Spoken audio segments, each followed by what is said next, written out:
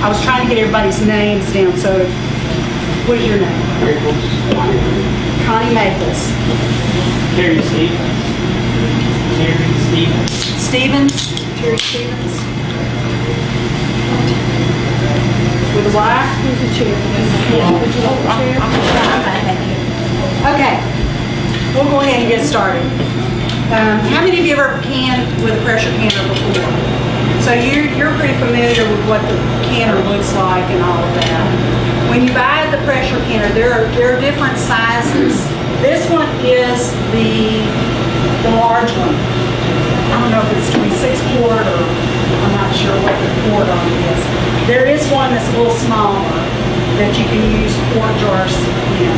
This one, you're able to use pint jars. You can stack them. Like today I'm going to use pint jars.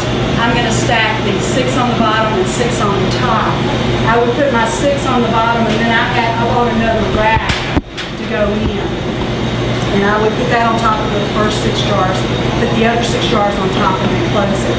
There's another rack in the bottom of this one, just like this. And that's to keep the jars off the bottom of the canner. Okay. This canner has a an overpressure plug in it, and that keeps some of you are probably pretty afraid of a pressure canner. It's probably going to blow before everything blows. You know, this pressure plug will probably pop out if it got too hot, you left, and then, you know, pressure got way too high or whatever. This is your pressure gauge. You have to get your pressure up to a certain point, and then you start timing your food, whatever the food is, and it tells you in your book. This is the seal that goes in it, and you have to make sure that your seal is in good shape. You don't want it to be cracked or dry or anything like that. So every time you use your pressure canner, when you're done, you want to make sure it's clean. You want to make sure that seal is oiled. I put a little olive oil on mine every time, and then I put it back in here. And then whenever I store it, you know, some people probably put paper and stuff down in their canner. I store it like this so that my gauge doesn't get damaged in the everyday stuff. Okay, any questions about that? Yes, ma'am. I know that my mother used to say they would blow and all that. They design them different now because I've never heard of it actually happening. I think because this pressure plug is in it like this, I don't believe they used to have them. I'm not really positive about that, but my thought is that they didn't have these pressure plugs. They did have all kinds of clamps and stuff like that. So, I don't know if yeah, that pressure plug.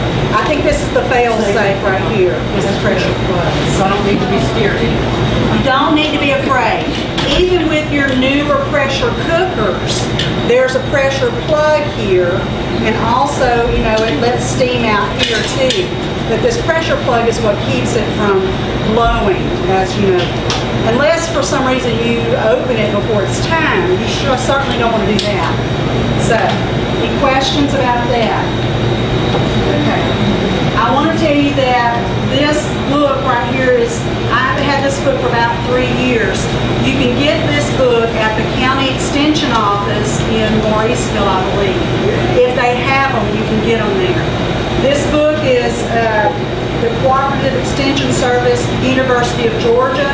All this information that I gave you here is from the National Center for Home Food Preservation.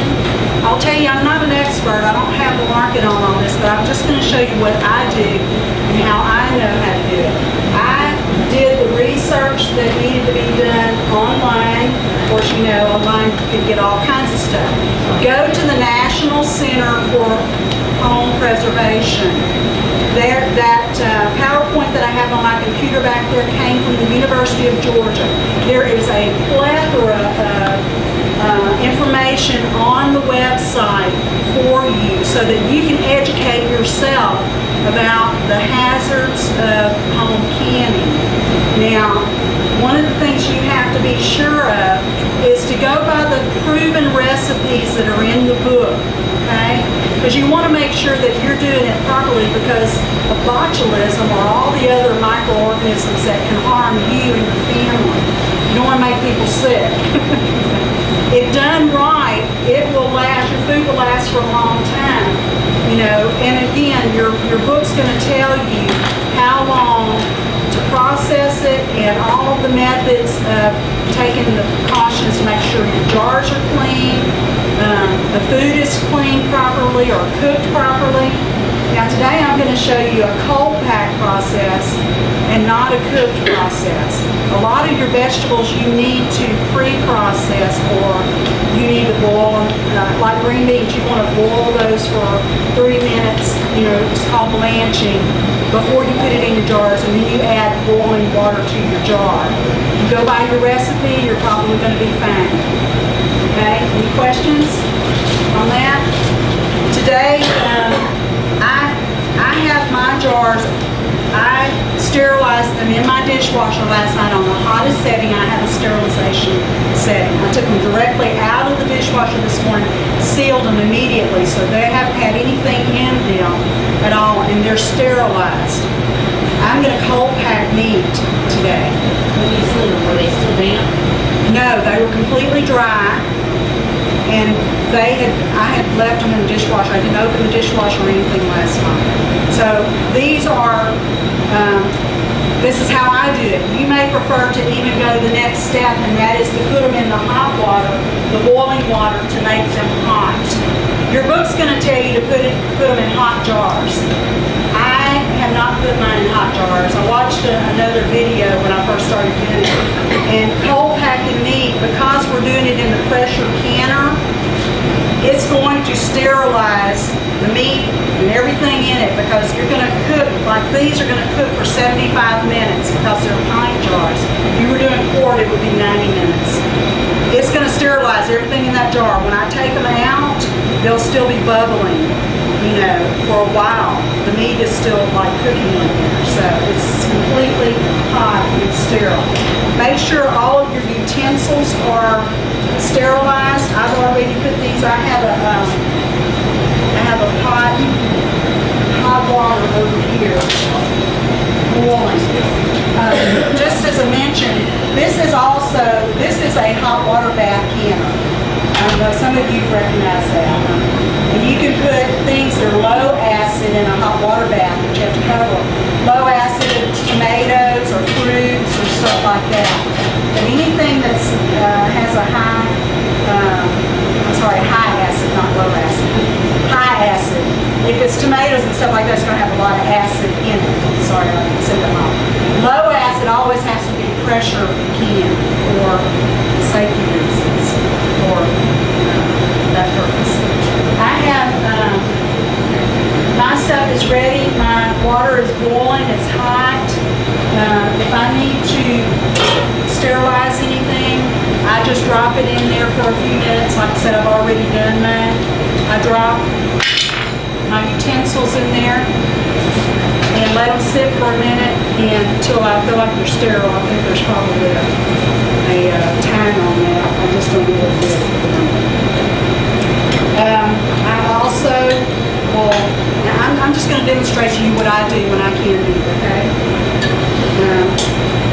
If some of you would like to help me, anybody want to volunteer to pack some meat? Would you like to help me pack some meat? Would you look in that drawer over there that says gloves? Let's get her some gloves. What I'm doing with my lids right now is I'm getting them hot. Yes, ma'am? You always use new lids. Always use new lids. Do not reuse your lids because you don't know if they're going to seal or not. You can always take the rings off and reuse the rings, because once your jars are sealed, they're not going to come unsealed. And they tried those that they've been selling that they said you could use several times. I have not used those, but I do have some that are the kind that you can reuse. They're called Tackler reusable lids. I think they may have some information on those out there somewhere. Okay. Susan, here's meat in the. When you say you sterilize your utensils and stuff, if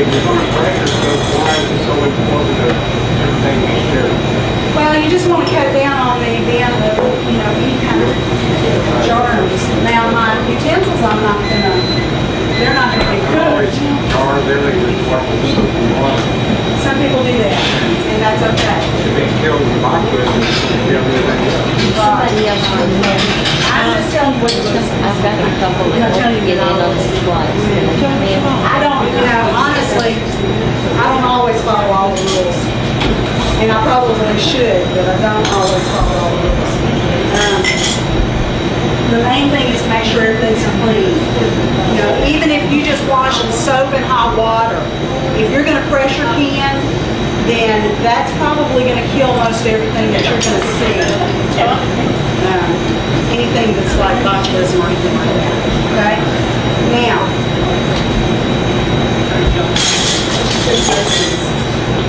what we're gonna do, these are pint jars. So in the pint jar, you put a half a teaspoon of canning salt. Always use canning salt, not table salt. Canning salt is more purified, I believe, and it has different properties than table salt. Table salt probably has additives. So a half a teaspoon per pint jar, okay?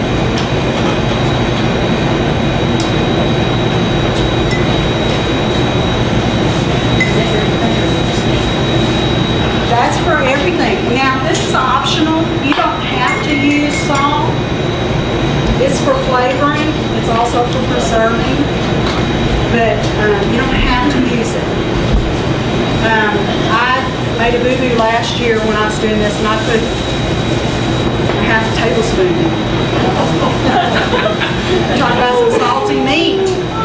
I had to use it in recipes that required salt so that it wouldn't be so nasty. So, any questions or anything about what I'm doing at this point? Okay. Meat. This is lean beef. You want to get the leanest meat that you can, because if you get a meat that has a lot of fat in it, the chances are that it may not seal real well because the fat will get up around the seal. Okay. This is a shoulder roast, I believe. And it has a little bit of marbling in it, but it was about as close as I could get on the lean. It's not anybody's really lean meat these days. So what we're going to do is we're going to drop these in the jars.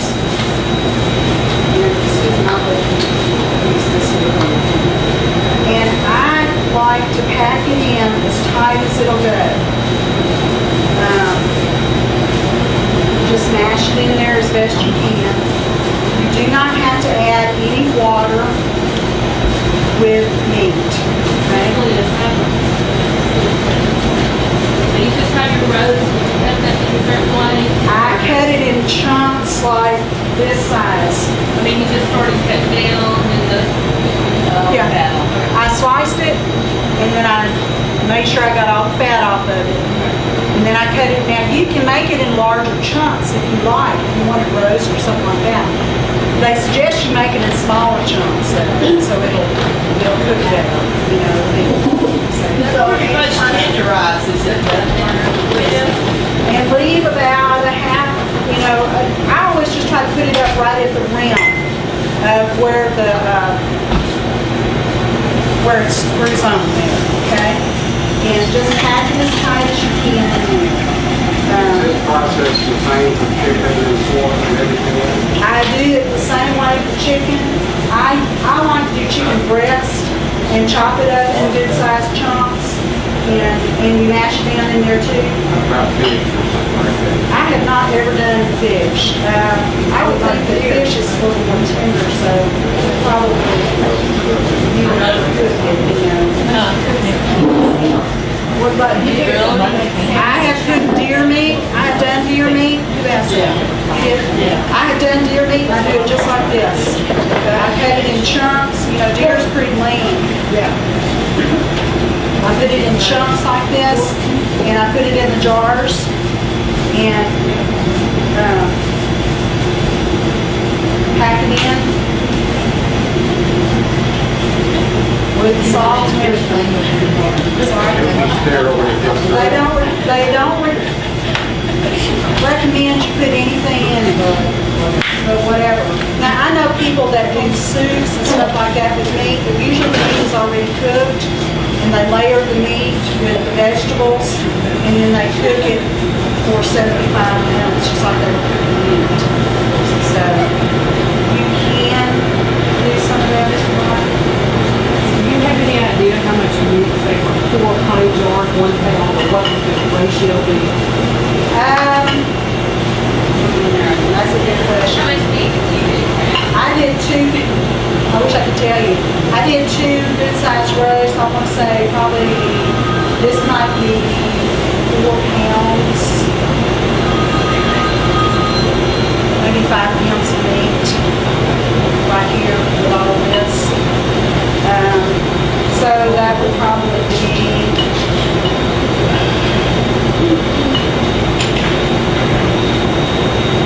maybe a pound a jar, maybe, or half a pound. But if you think about it, that's probably about a pound of meat right there in that jar. Yeah. So, And no liquid. and no liquid. Do not add liquid to it. It makes its own juice. You'll be surprised. You know, the first time I did it, I thought, why don't they let you put any